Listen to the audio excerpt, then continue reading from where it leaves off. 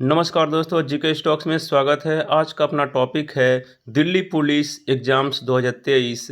तो इसमें हम दोस्तों जीके पोर्शन का प्रैक्टिस सेट 1 लेकर आए हैं। यह प्रैक्टिस सेट आगामी दिल्ली पुलिस एग्ज़ाम्स के लिए बहुत ही इम्पोर्टेंट है। इसमें हम 50 प्लस अति संभावित और महत्वपूर्ण प्रश्न कराएंगे जो आपकी प्रिपरेशन में काफ़ी मदद करेगा। ठीक ऐसे ही प्लस दिल्ली पुलिस एग्ज़ाम्स 2023 में आएंगे। तो आप पूरे वीडियो में बने रहेगा, वीडियो बिना स्किप किए पूरा वीडियो देखिएगा। साथ ही एक रिक्वेस्ट है दोस्तों, यदि आप इस चैनल पर नए हैं या पहली बार आए हैं तो कृपया करके इस चैनल को सब्सक्राइब कर लीजिएगा तथा बेल आइकन को दबा दिएगा ताकि जो भी वीडियो इस तरह के अपलोड होंगे वो सबसे पहले आपको मिलेंगे। तो स्टार्ट करते हैं दोस्तों, और प्रत्येक प्रश्न के लिए 2 सेकंड का समय दिया जाएगा। उसको सॉल्व करने में आपका जो भी स्कोर होगा कृपया कर कमेंट बॉक्स में ज़रूर बताइएगा। तो स्टार्ट करते हैं दोस्तों आज का अपना पहला प्रश्न।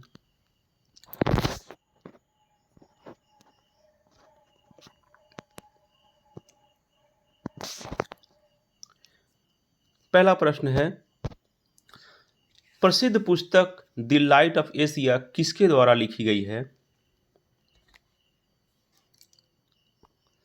इसका आंसर है प्रसिद्ध पुस्तक the light of Asia Jairam Ramesh द्वारा लिखी गई है।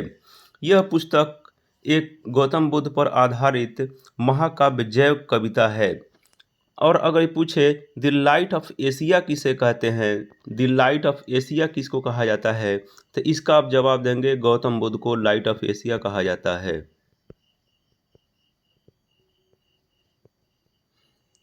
तो चलते हैं अगले प्रश्न पर। किस राज्य की सुर सरोवर झील को रामसर स्थल का दर्जा दिया गया है?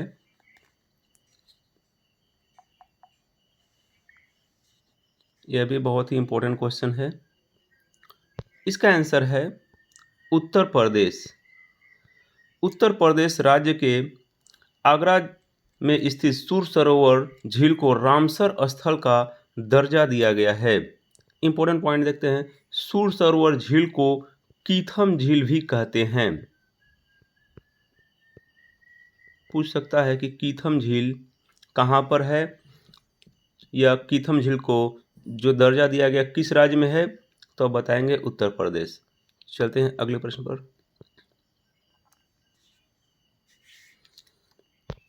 जब कोई वस्तु वृत्तीय पथ पर गति करती है तो घूर्णन करती हुई वस्तु पर केंद्र की ओर लगने वाला बल क्या कहलाता है?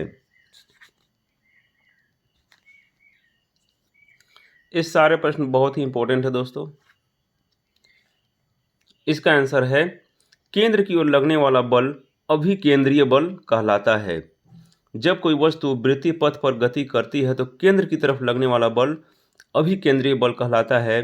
और यदि यह बल केंद्र से बाहर की ओर लगता है तो उसको अपकेंद्रीय बल कहा जाता है। अपकेंद्रीय बल जब कोई झूला में झूलता है, जब कोई गोल वाला झूला ऐसे रहता है, इसमें झूलता है तो बाहर की तरफ इसका अपकेंद्रीय बल लगता है। इसमें बाहर की तरफ लगता है, यह एक एग्जाम्पल है अपकेंद्रीय बल का। इसमें सेंटर से, केंद्र से बाहर की तरफ बल लगता है, इसलिए इसको अपकेंद्रीय बल कहते हैं। और जब कोई बल पृथ्वी की ओर लगता है तो हम उसको गुरुत्वाकर्षण बल कहते हैं। तो इस क्वेश्चन का जो सही आंसर है वह है अभिकेंद्रीय बल, जो केंद्र की ओर लगने वाला बल है। अगला प्रश्न है, किसी वस्तु को एक निश्चित ऊंचाई से भूमि पर गिराया जाता है। जब यह वस्तु भूमि को छूती है तो इसमें कौन सी ऊर्जा निहित होती है?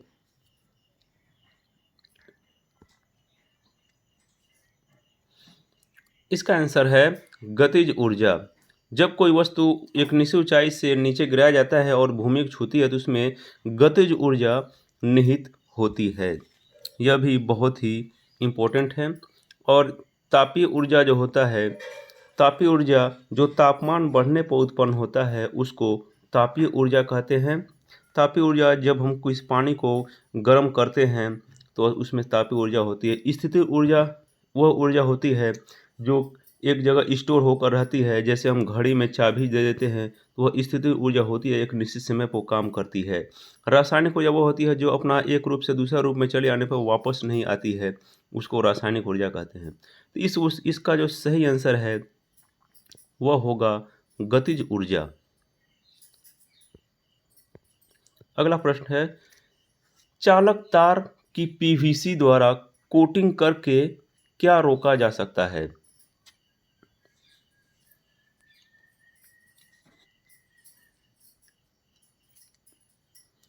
इसका आंसर है शॉर्ट सर्किट।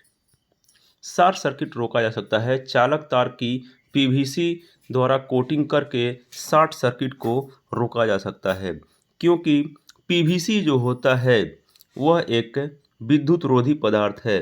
पीवीसी जो है वह विद्युत रोधी पदार्थ है।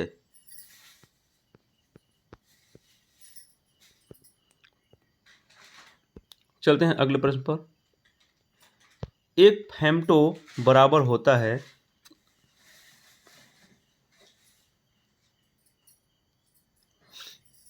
इसका आंसर है एक फेम्टो बराबर 10⁻⁻15 मीटर होता है। फेम्टो को हम F के द्वारा डिनोट करते हैं। अगला प्रश्न है, एक वस्तु अपनी स्थिर अवस्था से चलना आरंभ करती है, यह 2 सेकेंड में 5 मीटर की गति प्राप्त कर लेती है, तो इसका त्वरण क्या होगा? यह बहुत ही आसान है। इसके लिए हम फार्मूला लगाते हैं v बराबर u प्लस एफ टी। तो यहाँ पर v जो है वेलोसिटी है 5 और u जो है u अपनी स्थिर अवस्था चलते तो u हो जाएगा 0 प्लस f हो जाएगा, इसका f तो निकालना है, और t है 2 सेकेंड। 0 तो कट जाएगा, तो हम 2 से 5 में डिवाइड करेंगे इसे, तो हम लोग का f निकल जाएगा। तो 2 से 5 को डिवाइड करने पर यह आता है 2.5 मीटर। इसका मतलब कि इसका जो आंसर है वह सी नंबर होगा 2.5 मीटर प्रति सेकंड स्क्वायर। अगला प्रश्न है, बल और विस्थापन का गुणनफल कहलाता है।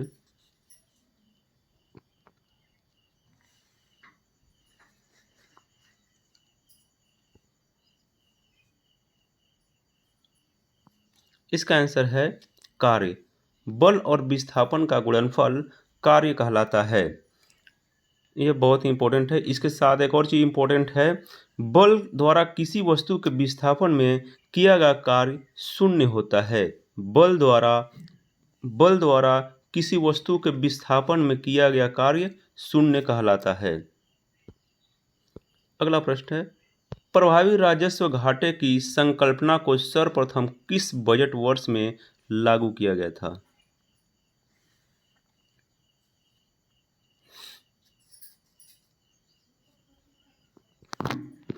इसका आंसर है 2010 से 11। प्रभावी राजस्व घाटे की संकल्पना को सर्वप्रथम 2010 से 11 वर्ष में बजट में लागू किया गया था। इसमें राज्य को परिसंपत्तियों के निर्माण के लिए अनुदान को छोड़कर राजस्व घाटा है, जो 2010 से 11 में प्रभावी घाटे की गणना केंद्रीय बजट में पेश की गई थी। अगला प्रश्न है, आयुष्मान भारत स्वास्थ्य योजना में निम्नलिखित में से कौन सी योजनाएं सम्मिलित हुई हैं?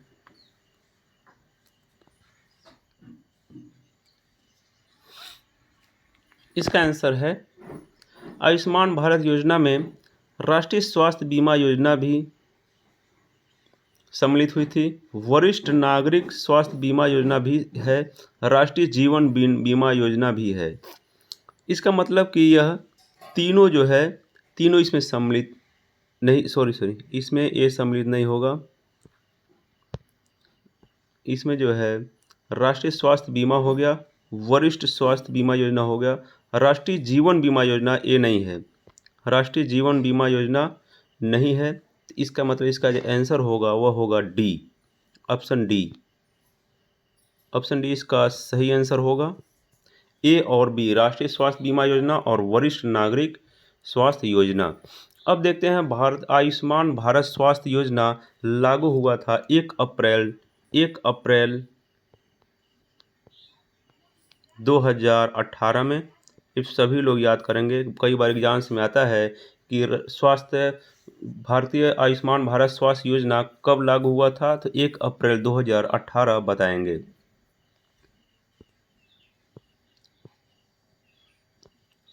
चलते हैं अगले प्रश्न पर।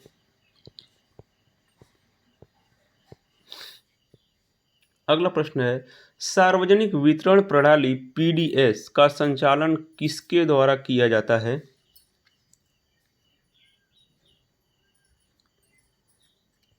इसका आंसर है केंद्र और राज्य सरकार। केंद्र और राज्य सरकार द्वारा सार्वजनिक वितरण प्रणाली का संचालन किया जाता है। सार्वजनिक वितरण प्रणाली के तहत कीमत पर आम अनाज के वितरण और आपातकालीन स्थितियों में प्रबंधन सुनिश्चित करने के लिए यह एक प्रणाली है। इस प्रणाली का शुरुआत जो हुआ था 1947 से हुआ था और यह गरीबों को सब्सिडी दरों पर खाद्य और अनाज का वितरण करने के लिए इसके लॉन्च किया गया था। अगला प्रश्न है, राजकोषीय नीति का संचालन किसके द्वारा किया जाता है? तो दोस्तों सारे प्रश्न बहुत ही इंपॉर्टेंट हैं। वीडियो अच्छी लग रही हो तो आप इस चैनल को सब्सक्राइब कर लीजिएगा, तब बेल आइकन को दबा दीजिएगा ताकि इस टाइप के जो भी वीडियो अपलोड होंगे सबसे पहले आपको मिलेंगे। तो राजकोषीय नीति का संचालन वित्त मंत्रालय द्वारा होता है। फिस्कल पॉलिसी जो है इसका जो संचालन है वित्त मंत्रालय द्वारा होता है और राजकोषीय नीति भारत में वित्त मंत्रालय द्वारा तय भी की जाती है। अगला प्रश्न है, निम्न पादप रोगों में से जीवाणु जनित रोग नहीं है।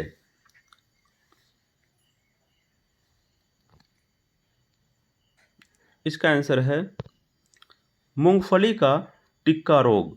मूंगफली का टिक्का रोग जीवाणु जनित रोग नहीं है। अगला प्रश्न है, व्हिटेकर द्वारा प्रतिपादित 5 किंगडम क्लासिफिकेशन में निम्न में से कौन सा समूह शामिल नहीं है?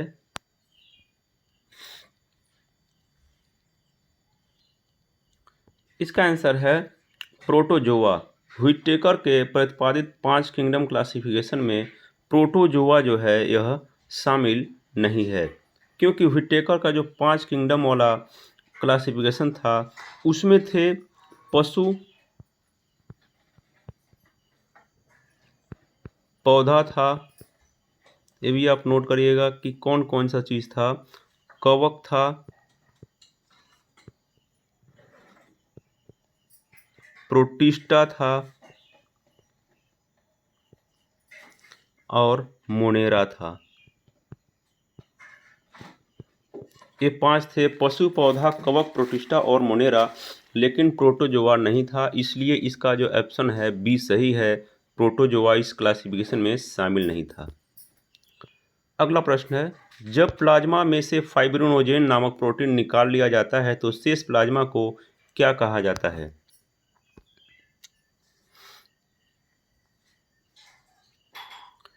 इसका आंसर है सीरम। इसको ब्लड सीरम कहा जाता है, रक्त सीरम या सीरम। जब प्लाज्मा में से फाइब्रिनोजेन नामक प्रोटीन निकाल लिया जाता है तो शेष बचा प्लाज्मा को सीरम कहते हैं।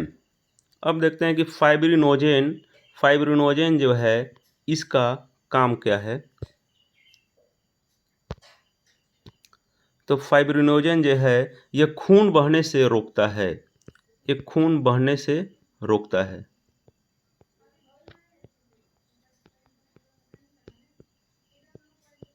यह खून बहने से रोकता है। यह और इसका जो उत्पत्ति है यह यकृत में उत्पादित एक घुलनशील प्रोटीन है। फाइब्रिनोजेन जो है खून बहने में रोकता है और यह लीवर से उत्पादित एक घुलनशील प्रोटीन है। ये भी आप याद रखेंगे, यानी फाइब्रिनोजेन से 3 क्वेश्चन यहाँ सर बन गए। तीनों ही बहुत ही इंपॉर्टेंट हैं। कई बार एग्जाम्स में आ जाते हैं कि फाइब्रिनोजेन का काम क्या है या फिर फाइब्रिनोजेन कहाँ से निकलता है और फाइब्रिनोजेन क्या है। तो आप बताएंगे फाइब्रिनोजेन लीवर से निकलने वाला एक ग्लाइकोप्रोटीन है जो खून बहने से रोकता है। अगला प्रश्न है, निम्नलिखित में से कौन सा विषाणु जनित रोग नहीं है?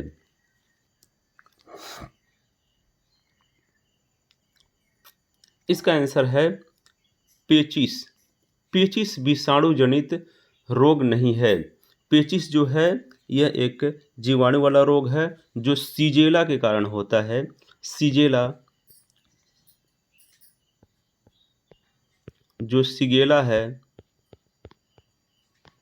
सीगेला के कारण होता है और सीगेला जो है एक जीवाणु है। सीगेला जीवाणु कारण होता है, इसलिए यह विषाणु जनित रोग नहीं है।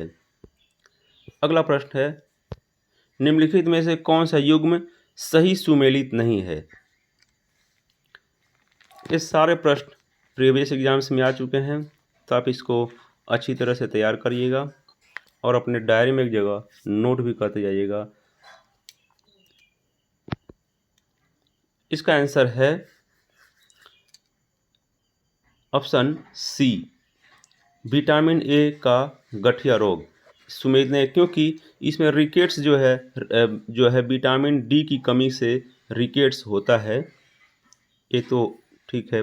और जो विटामिन सी की कमी से है मसूड़ों में रोग आते हैं, लेकिन विटामिन ए की कमी से गठिया रोग नहीं होता है। इसका मतलब कि यह जो है ये डिफरेंट है। विटामिन B1 की कमी से बेरी बेरी रोग होता है, ये भी सही है, लेकिन विटामिन ए की वजह से गठिया रोग होता है, यह एक गलत है, यह सही सुमेलित नहीं है। इसका मतलब कि जो विटामिन ए की कमी से होता है वह क्या होगा? विटामिन ए की कमी से होता है रतौंधी नामक रोग, जो आँख में होता है, रतौंधी रोग होता है, ये सही होगा। तो इसका जो आंसर है वो हो जाएगा विटामिन ए, ऑप्शन सी। अगला प्रश्न है, निम्नलिखित में से कौन सा कोशिका अंग कोशिका के आत्मघाती बैग के रूप में जाना जाता है?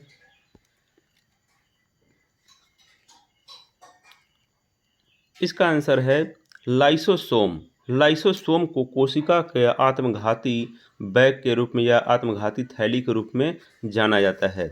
ऐसा इसको क्यों कहा जाता है? ऐसा इसको इसलिए कहा जाता है कि कोशिका के निष्क्रिय होने पर यह खुद को ही नष्ट कर देता है। कोशिका जैसे ही निष्क्रिय होती है तो यह खुद को नष्ट कर देता है, खुद को नष्ट कर देता है, खुद को मार कर मृत कोशिका का पाचन करता है। इसीलिए इसको कोशिका का आत्मघाती बैग या आत्मघाती थैला कहा जाता है। अगला प्रश्न है, मानव शरीर में प्रोटीन का पाचन निम्नलिखित में से किस अंग से शुरू होता है?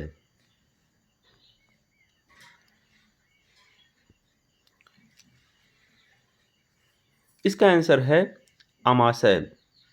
मानव शरीर में प्रोटीन का जो पाचन है वह आमाशय से शुरू होता है और ग्रहणी में भी शुरू होता है, जहां आमाशय की जठरीय ग्रंथि द्वारा स्रावित एंजाइम पेप्सिन इसे एमिनो अम्ल की छोटी छोटी श्रृंखलाओं में विघटित कर देता है। तो हम देखते हैं कि इसका जो पाचन है वह आमाशय में शुरू होता है। आमाशय में इसको जो प्रोटीन को एमिनो एसिड में तोड़ देता है, यानी इसका जो पाचन है वह एमिनो एसिड के रूप में होता है। ये भी आपको याद रखना है। कहाँ होता है पाचन? तो ये होता है आमाशय में जठरीय ग्रंथि द्वारा स्रावित एंजाइम के द्वारा, पेप्सिन के द्वारा। ये भी आप याद रखेंगे। तो दोस्तों इसमें एक क्वेश्चन से हम कई क्वेश्चन बता रहे हैं और आप भी देख रहे हैं, इसको आप नोट करते जाइएगा और ज़्यादा से ज़्यादा इस वीडियो को शेयर करिएगा। अगला प्रश्न, निम्नलिखित में से कौन सा मानवों में पुरुष प्रजनन प्रणाली का हिस्सा नहीं है? इसका आंसर है अंडाशय। अंडाशय मानव प्रणाली के में प्रजनन का हिस्सा नहीं है, क्योंकि अंडकोश तो प्रजनन का हिस्सा है, वृषण भी है और शुक्रवाहिका भी है, लेकिन अंडाशय जो है यह नहीं है, यह औरतों के प्रजनन का हिस्सा है, इसलिए यह डिफरेंट है और यह नहीं होगा। तो इसका आंसर है ऑप्शन डी, अंडाशय मानव पुरुष में प्रजनन प्रणाली का हिस्सा नहीं है। चलते हैं अगले प्रश्न पर। अगला प्रश्न है, कौन सा सैप्रोफाइट कवक है इसमें से? इसका आंसर है पेनिसिलियम। पेनिसिलियम एक सैप्रोफाइट कवक है। पेनिसिलियम जो है एक सैप्रोफाइट कवक है। अभी पूछे कि एक लाभदायक कवक का एग्जाम्पल बताइए या सैप्रोफाइट फंगस का लाभदायक जो बेनिफिशियल फंगस का आप एग्जाम्पल बताइए, उसमें भी आप पेनिसिलियम को ही बताएंगे, यह एक लाभदायक यूजफुल फंगस है। अगला प्रश्न है, निम्नलिखित में से किस स्थान पर मिर्जा गुलाम अहमद द्वारा अहमदिया आंदोलन प्रारंभ किया गया था?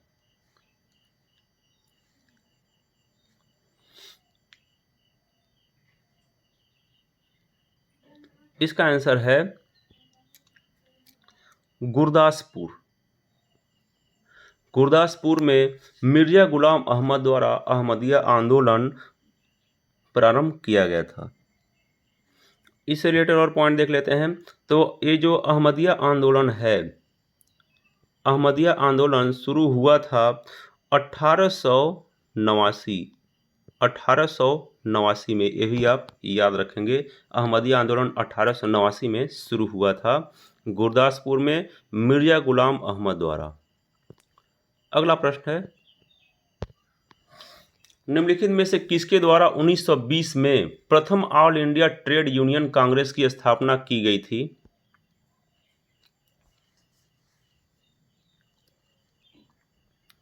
इसका आंसर है एन.एम. जोशी।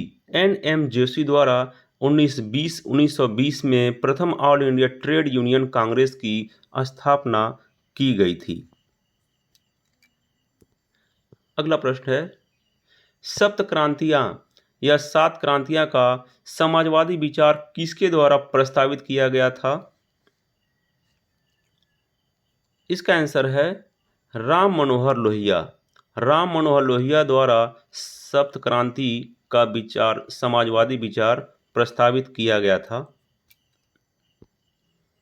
अगला प्रश्न है, भारतीय उपमहाद्वीप में निम्नलिखित किस स्थल से सर्वप्रथम होमिनिड जीवाश्म की खोज की गई थी? इसका आंसर है हथनोरा। हथनोरा में सर्वप्रथम होमिनिड जीवाश्म की खोज की गई थी भारतीय उपमहाद्वीप में। ये सारे प्रश्न बहुत ही इंपॉर्टेंट हैं दोस्तों। अगला प्रश्न है, शशांक किस धर्म का अनुयायी था जिसने बोध गया में स्थित बोधि वृक्ष को कटवा दिया था? यह बहुत ही इंपॉर्टेंट है। इसका आंसर है शैव धर्म। जो शशांक था वह शैव धर्म का एक अनुयायी था जो बौद्धियों से नफरत करता था या बौद्ध धर्म से नफरत करता था। उसने बोधि वृक्ष को जड़ से ही कटवा दिया था।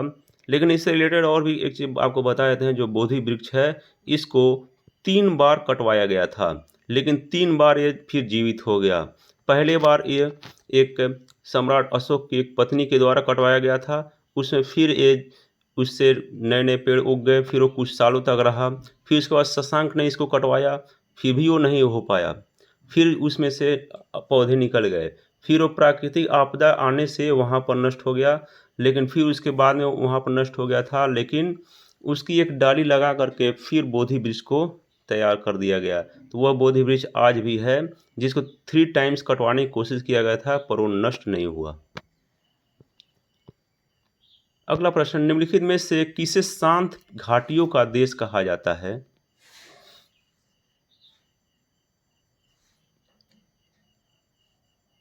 इसका आंसर है लेसेथो। लेसेथो को शांत घाटियों का देश कहा जाता है। लेसेथो जो है दक्षिण अफ्रीका में है। दक्षिण अफ्रीका में है।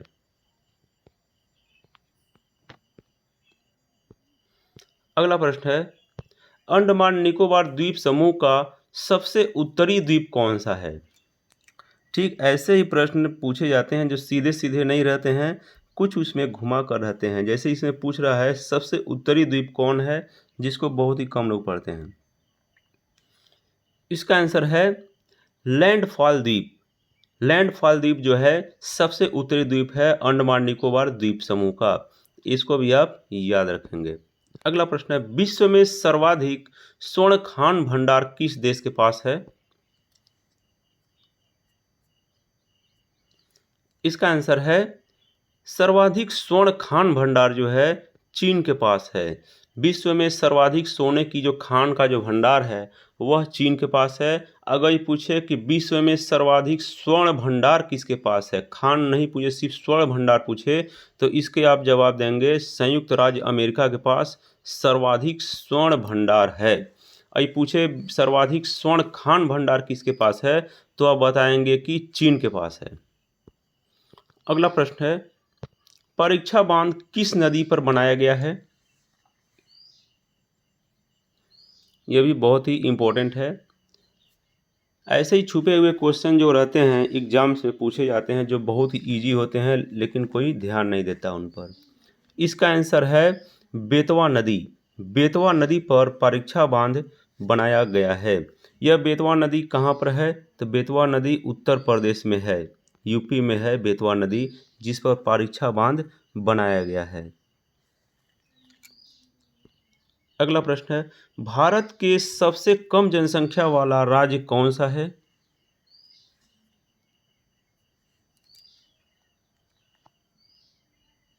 इसका आंसर है सिक्किम। सिक्किम जो है भारत के सबसे कम जनसंख्या वाला राज्य है, सिक्किम। अगर ये पूछे कि सबसे अधिक जनसंख्या वाला राज्य कौन है, अधिक जनसंख्या वाला राज्य कौन है, तो इसका आप जवाब देंगे यूपी। यूपी सबसे अधिक जनसंख्या वाला राज्य है। अगला प्रश्न है, प्रकृति की ओर लौटो, गो बैक टू नेचर का नारा किसने दिया था?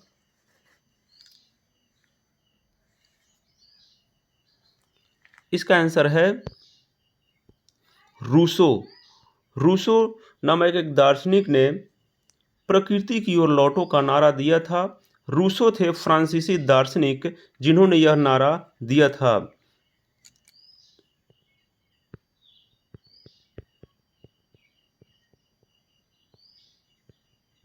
यह एक फ्रांसीसी दार्शनिक थे। अगला प्रश्न है,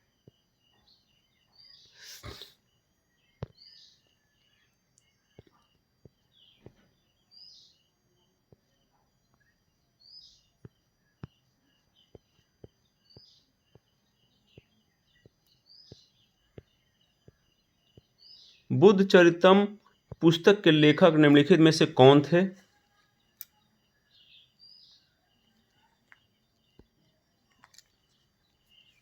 इसका आंसर है बुद्ध चरितम पुस्तक के लेखक अश्वघोष थे।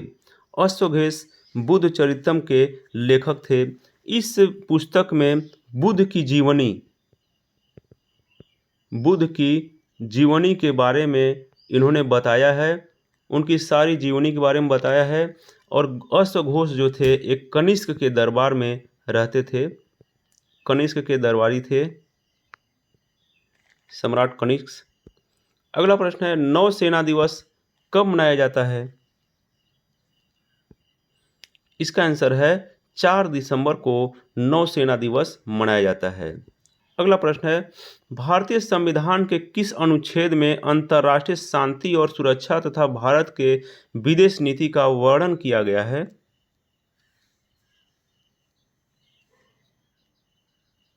इसका आंसर है अनुच्छेद 51। अनुच्छेद 51 में अंतर्राष्ट्रीय शांति और सुरक्षा तथा भारत के विदेश नीति का वर्णन किया गया है। अगला प्रश्न है, निम्नलिखित में से सबसे कम अवधि तक राष्ट्रपति कौन रहे हैं? यह काफ़ी बार आ चुका है एग्जाम्स, इससे कई बार घुमा घुमा कर क्वेश्चन भी पूछा है। इसका आंसर है डॉक्टर जाकिर हुसैन सबसे कम अवधि तक राष्ट्रपति रहे हैं। अब इनका कार्यकाल देख लेते हैं। यह 13 मई 1967 से लेकर के 3 मई 1969 है। 13 मई 1967 से लेकर 3 मई 1969 तक राष्ट्रपति पद पर बने रहे थे। बाद में इनकी कार्यकाल के दौरान ही इनकी मृत्यु हो गई थी, जिसके लिए ये सबसे कम अवधि का राष्ट्रपति हैं। अगला प्रश्न है, देश में अब तक कुल कितने प्रधानमंत्री हुए जो प्रधानमंत्री होने से पूर्व किसी राज्य के मुख्यमंत्री थे? इसका आंसर है 6। 6 मुख्यमंत्री ऐसे थे जो पहले मुख्यमंत्री थे किसी राज्य के, बाद में प्रधानमंत्री हैं। इसमें से हैं मोरारजी देसाई, नरेंद्र मोदी और भी लोग हैं। अगला प्रश्न है,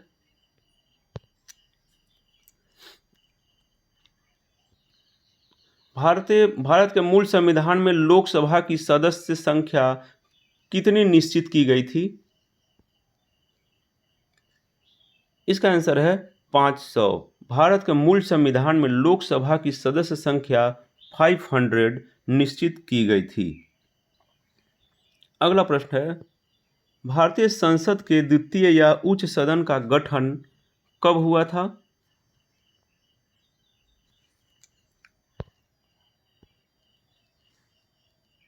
इसका आंसर है 3 अप्रैल 1952। 3 अप्रैल 1952 को भारत संसद के द्वितीय या उच्च सदन का गठन हुआ था। यह काफ़ी इम्पोर्टेंट है।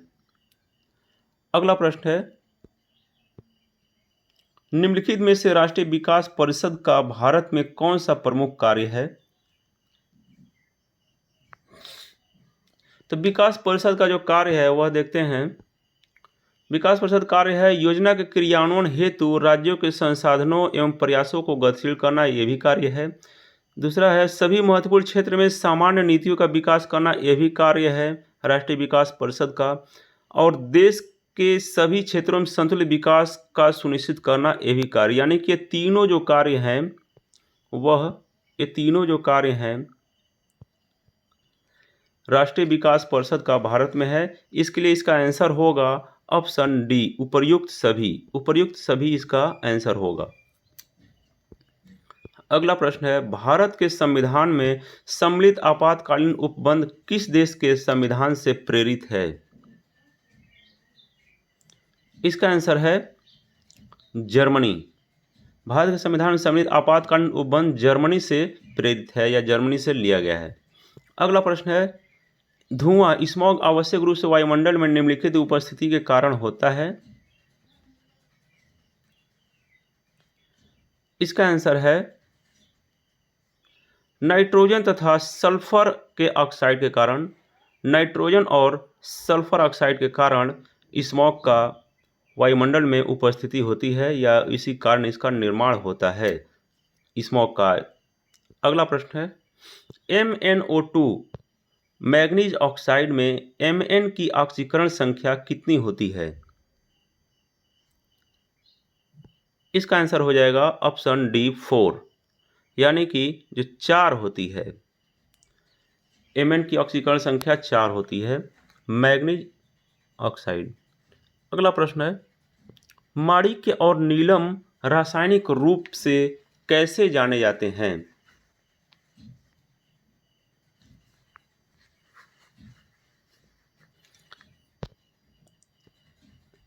इसका आंसर है एल्यूमिनियम ऑक्साइड। एल्यूमिनियम ऑक्साइड के रूप में माणिक्य और नीलम जाने जाते हैं, एल्यूमिनियम ऑक्साइड के रूप में। अब पूछे एल्यूमिनियम ऑक्साइड का सूत्र लिखिए, तो ये आप लिखेंगे Al2O3। एल्यूमिनियम ऑक्साइड का सूत्र है Al2O3।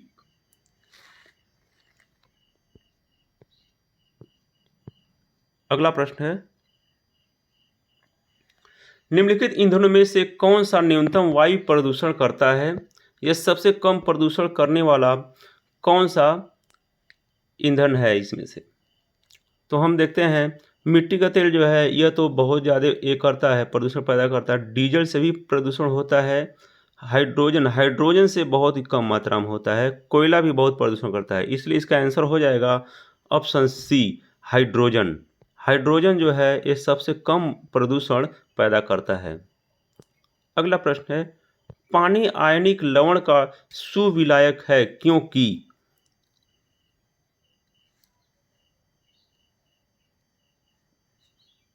इसका आंसर हो जाएगा उसका ध्रुवीय आघूर्ण अधिक होता है। उसका ध्रुवीय आघूर्ण अधिक होता है, इसलिए पानी आयनिक लवण का सुविलायक है। अपनी ध्रुवीयता और हाइड्रोजन बॉन्ड बनाने की क्षमता के कारण यह एक सुविलायक है। अगला प्रश्न है, निम्नलिखित में से कौन सा सामान्य ताप पर ठोस अवस्था में रहता है?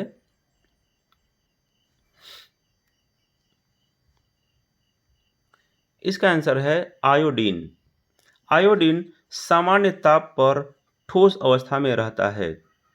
और ये पूछे कि सामान्य कमरे के तापमान पर तरल अवस्था में मौजूद रहने वाला एकमात्र धातु कौन सा है? तो इसका आप जवाब देंगे पारा। पारा एकमात्र ऐसा धातु है जो रूम टेम्परेचर पर लिक्विड फॉर्म में रहता है। इसका आंसर हो जाएगा पारा। और इसमें पूछा सामान्य ताप पर ठोस अवस्था में रहने वाला कौन सा है? तो इसका आंसर है आयोडीन।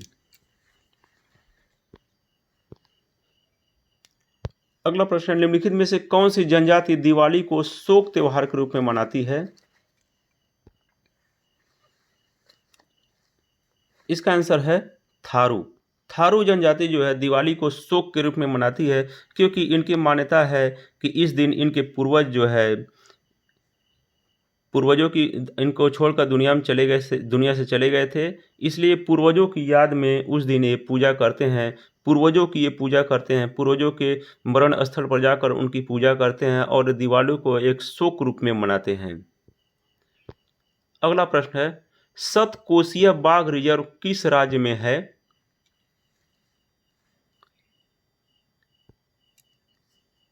इसका आंसर है सतकोशीय जो रिजर्व है यह है ओडिशा।